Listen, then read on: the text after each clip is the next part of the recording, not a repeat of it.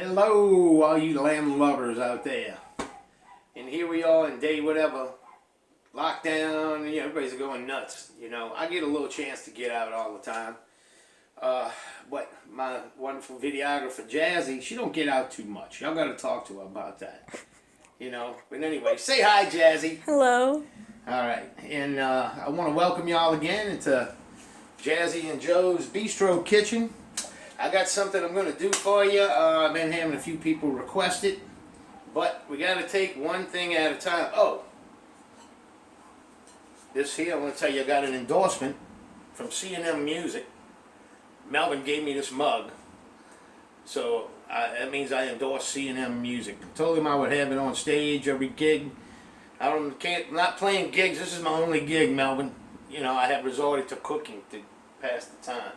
Anyway, I love those guys. Don't buy from Guitar Center. Don't buy from Guitar Center. Okay, so today we're going to get back with it. Take a shot of this. I'm going to go walk and get gloves. That's a piece of pork right there.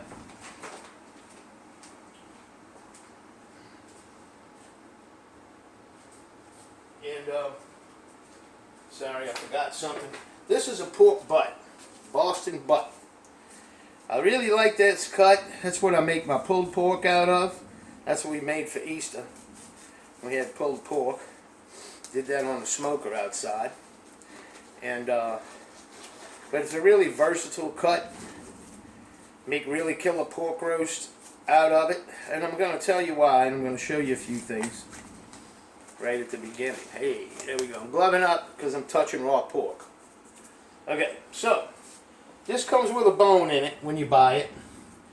And always take it out the package. You wipe it down really good with paper towels. And this bone is right in here. Now I already loosened the bone up for the video purposes. But you just kind of work your knife around it, and you can figure out, go down, just watch you don't cut yourself. But that's what the darn bone looks like that's in it, okay?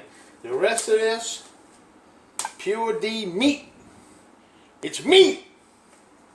Alright, so, Char-Seiu pork. That's the pork you get when you go to a Chinese restaurant and you say, hey, give me some of that Chinese roast barbecue pork, or roasted pork, they call it. Char-Seiu pork. The reason I use this cut, let's look down here again, boo. See all the fat? Fat, fat, fat, fat, fat. We want fat, okay? So the grain in this muscle goes this way. So I'm going to show you the pieces how I like to do this. I'm not using all of this for this recipe because it's way too damn much and I'll never use it all. But I'm going to cut this the end off. Let me show you this. Look at all that fat, man. That's beautiful. Alright, we're going to do one more. Let me slice this off the top here. Oh, look at all that fat, man. Fat. Alright, so I'm going to take this. I'm going to make some kind of roast or maybe some kind of pork stew out of that. And that will be something. But this is the pieces. That's our bone. I'll buy a bone. I could have made stock out of that. But I'm not fooling with all that right now. Okay, so you want to cut it. The grain, like I said, runs this way. You want to cut pieces. This is one.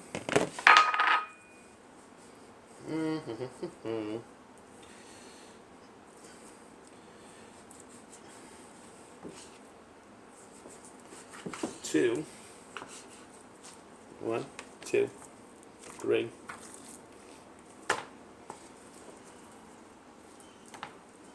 Okay, the grain runs like this.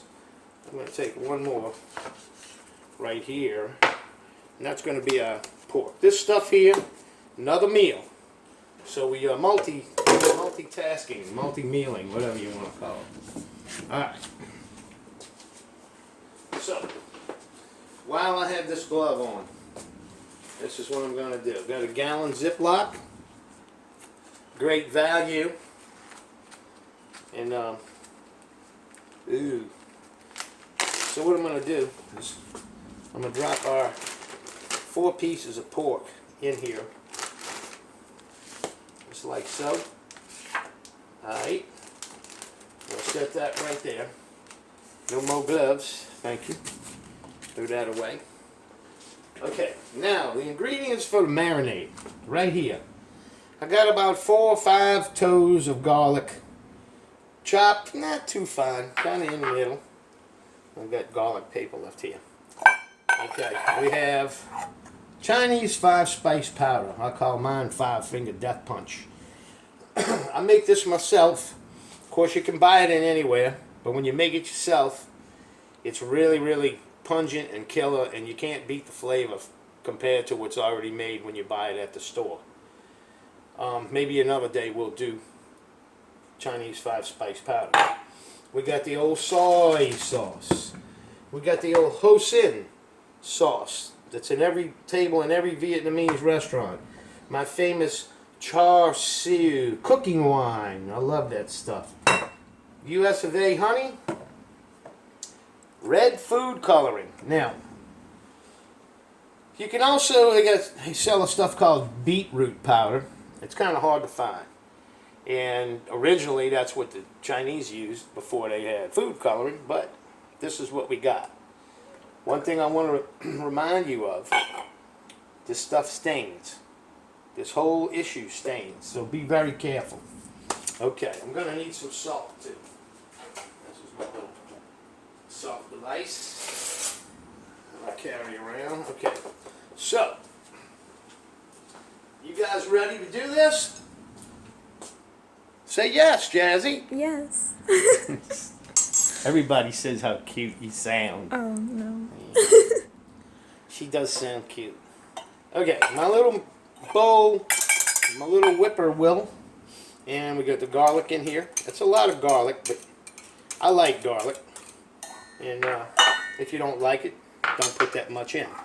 My 5-spice powder. Smell it, Jazz. Smell it. Let me see if I can remember the 5 spices. It's got cinnamon, star anise, Szechuan peppers, clove, and fennel seed. And you kind of toast them all up. I don't want a whole lot of that. I'm going to put about a teaspoon in it. Okay. And we'll put about a teaspoon of salt. A little more. No, too much salt never hurt nothing. Okay, so soy sauce. I gotta get some more soy sauce, Jazzy. Remind me. We'll go see our friends at the Oriental Market. All right, I want to put a pretty good bit. You know, I guess it's about half a cup.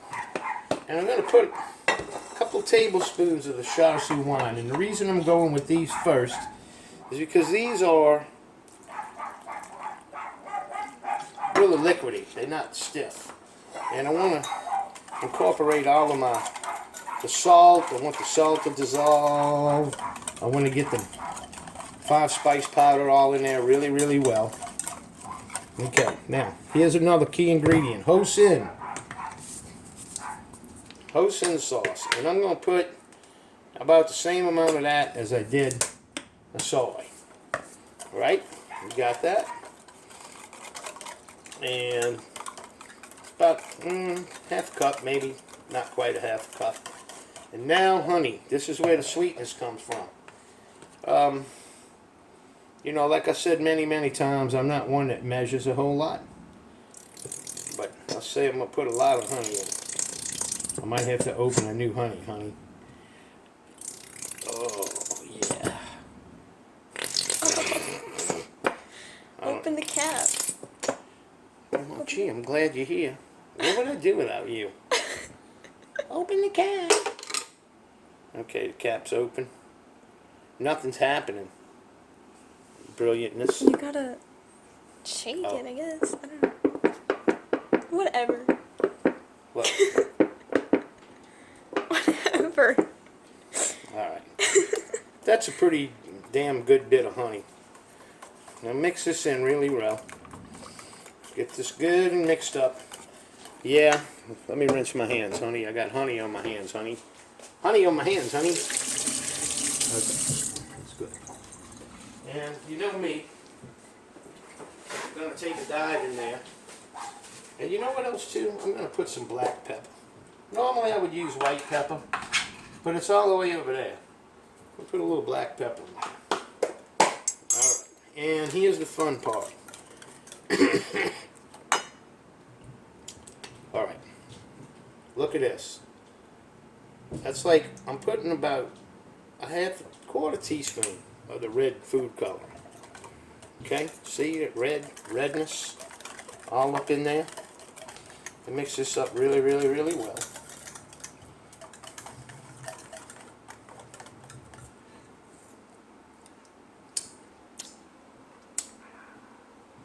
Y'all didn't see that.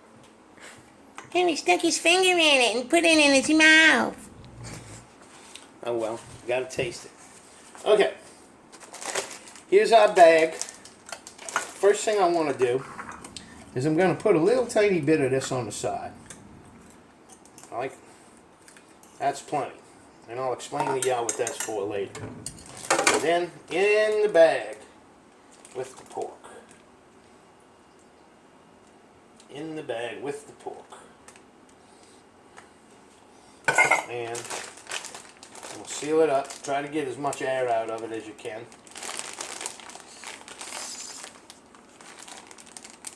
And then juggle it around in there, all in there. And get that marinade all up in between. All of it. Man, look, make sure you got this sealed really well. Because if you don't, you can wind up with all this red crap on your floor. Alright. That's going in the fridge for till tomorrow when I cook it. But you want to leave it marinate. 4 hours is the minimum. I'm going for the full Monty. I'm going probably leaving it in there 12 hours. Cook it sometime, well, probably less more than that, because I'm going to cook it sometime tomorrow. So this is what you do when you cook it. You need a pan. It's a regular cookie sheet. And I got a little rack thing that I put on here. I want to put my oven 425. Preheat it to 425 degrees. Put your pork on here. When it gets up 425, you stick that puppy in there. 20 minutes. Open it up, flip them over. 20 minutes. After that, 20 minutes, you take this little bit of sauce and take a brush, that's stuff you reserved, brush it on the top, flip them over, brush it on the other side, back in there for 10 more minutes. That's a total of 50 minutes cooking time. But when you come out, since we use the fatty pork, it's going to be juicy, delicious. You can use pork loin. You know, that works. But the thing about loin is it's really kind of lean. It's lean, real lean. And so, that's why I go with the fat. I'm one of those get the fat going kind of guys. So, speaking of, all you girls, y'all paying attention to what y'all are eating out there when there's nobody watching, huh? I'll be looking. So anyway, I want to tell all y'all, like I always do, stay safe. You know, hey, y'all be proud of me. I had a mask on when I went to the grocery today with a mask. I'm walking around and everybody's, oh, look at him, he's compliant. You know? Yeah, okay. But y'all take care. Watch what's going on in the world, people. They're trying to pull the wool over our eyes. But we're going to be out of this soon. And then I can be with all of y'all again soon. I can come hug y'all all again. Oh, yeah. But anyway, Jazzy, we're signing off. Say goodbye. Goodbye. All right, and we love all you people. Try the Char-Seiu pork tomorrow after it's cooked. Y'all come back here because I'm going to make Jofo. That's what everybody's been asking for. And that's what's going to be in it. All right? Peace out, baby, and Drew.